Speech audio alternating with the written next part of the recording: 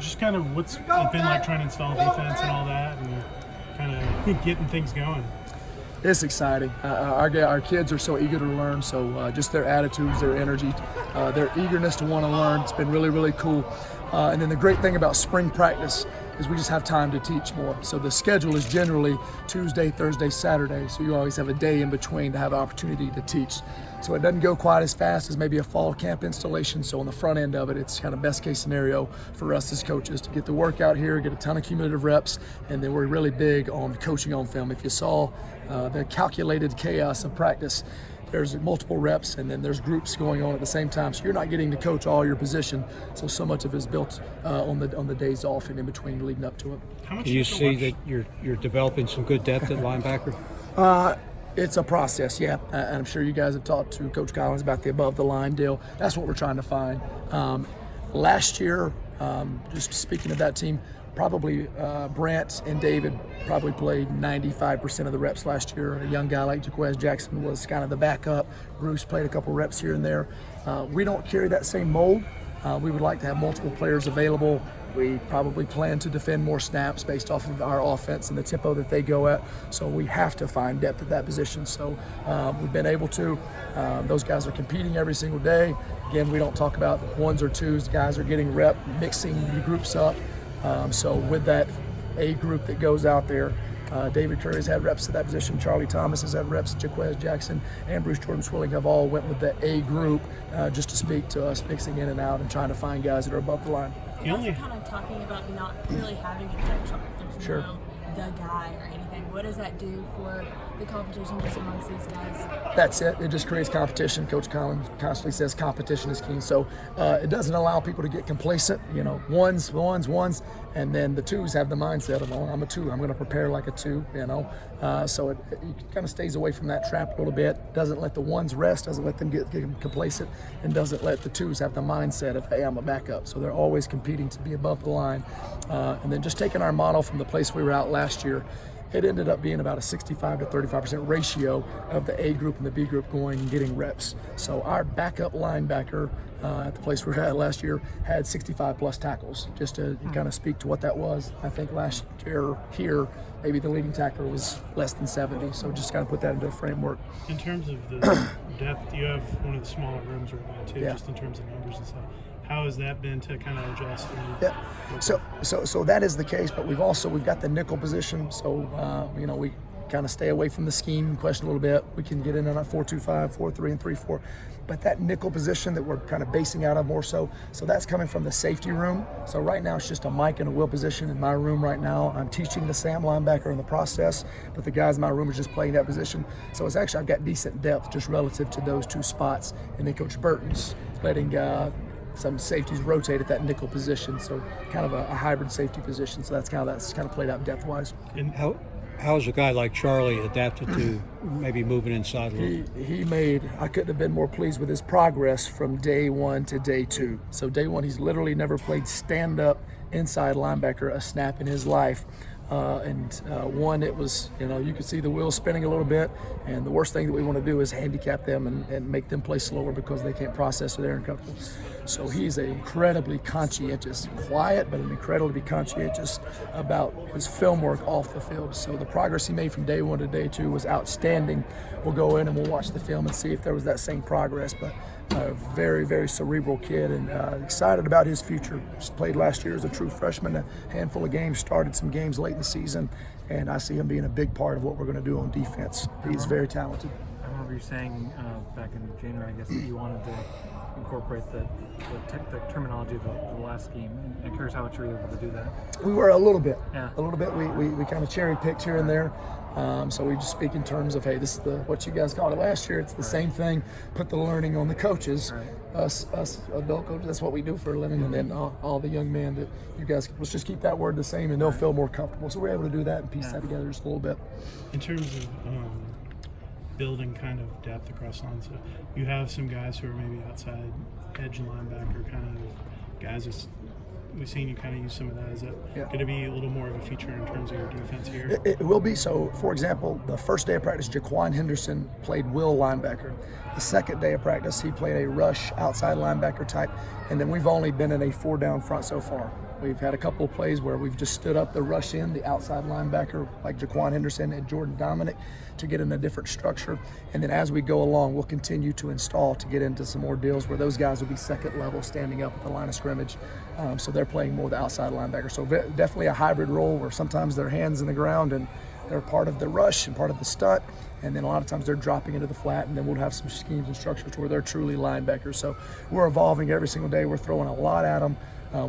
We actually want there to be high volume, not at the detriment of technique and effort. We want it to be high volume so we get a lot of stuff on film, and then we get to the off season.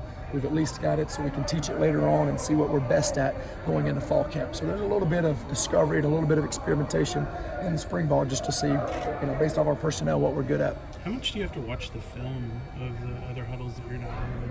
I imagine that gives you like a whole other set of stuff to watch after practice. So Todd is the best in the business. We've got the best video dude in the freaking country. He's unbelievable that he's able to capture every single second of practice. And there's not a snap that we don't watch together as a staff, not even individually, together as a staff. So when I was playing football, I was like, what do coaches do all day long? I would see their cars there late at night, and we'd come back. I'm like, why are they still here? What do coaches do all day? But the time expense of going there and watching film, but it's to find out everything about our kids. We want as much information as possible about our kids on every single snap. So we may not be on that particular field coaching our position, but we've got to trust one another to be able to get all 11 together, playing with unbelievable effort, and then we coach all film later on. So it takes some time. Last year, the linebackers had Brant as kind of the elder statesman leading that. This year, David's kind of stepping into that role. How's he handled that? How impressed have you been? Really well. He's taken pride in it.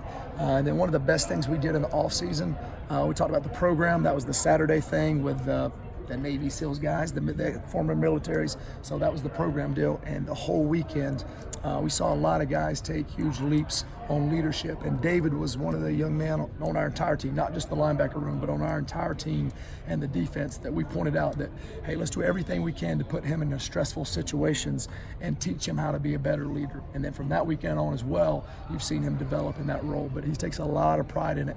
And the biggest thing about David, to lead, you got to take care of yourself first.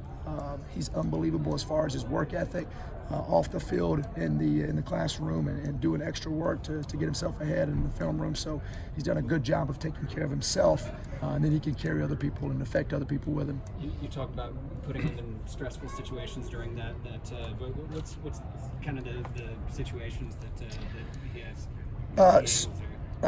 So some of it is physical, so much of it is mental. It's sort of the repetition of the same thing over and over. One of the examples was we had guys in a pool.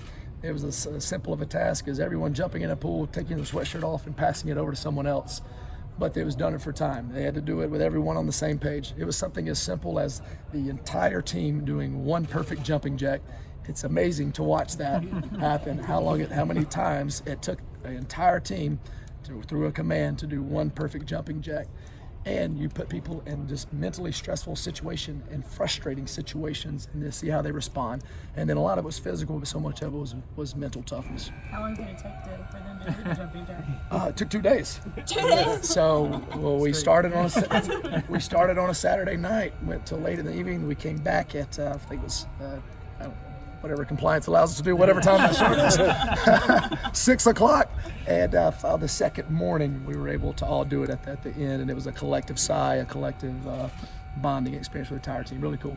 Did you learn a lot about your group from the off-season conditioning program? So we did. So we are absolutely knee-deep in everything that we're doing. Coaching, we are high energy. Again, we talk about coaching off film, but we're out there, we're knee-deep. That was one moment where we were kind of built to be passive observers. So we could sit back.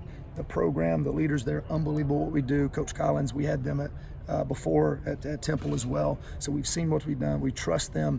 and they do everything. So we're able to, I guess the word is we were active observers. So we were able to sit back and just observe our guys and see how they are when they're getting poked and prodded, and kind of see them develop in front of your eyes. So it's a really neat experiences for the coaches to take a step back and be able to do that. What's the story with the Chaos Cruiser?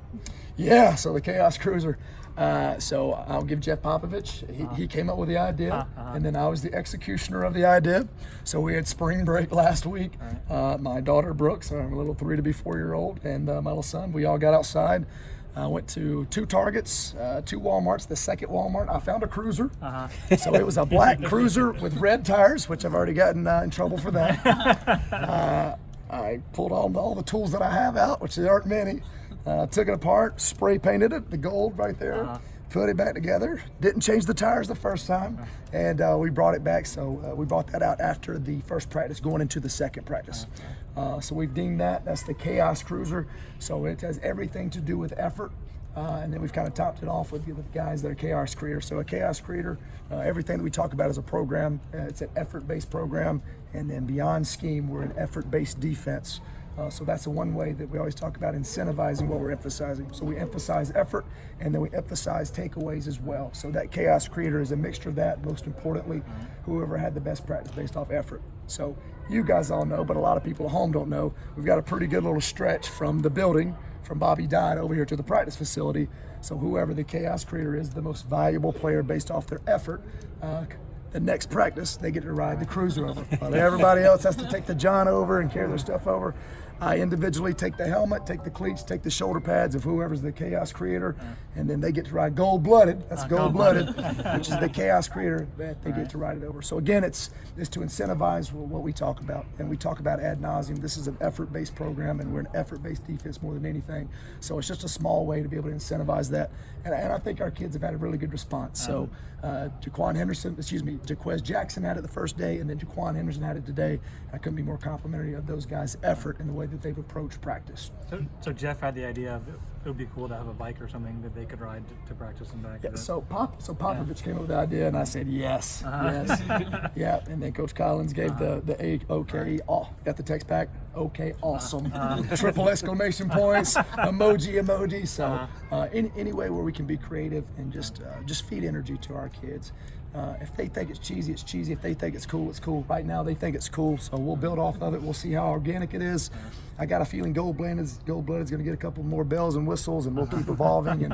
But if you just saw the last 2 days of practice, and I think you guys were able to come out of the last practice as well, the last 2 days of practice have ended on a takeaway, and whoever's had the takeaway went and got the bike and ran out there at the end of practice. So it's been a cool deal and kind of an organic deal. In terms of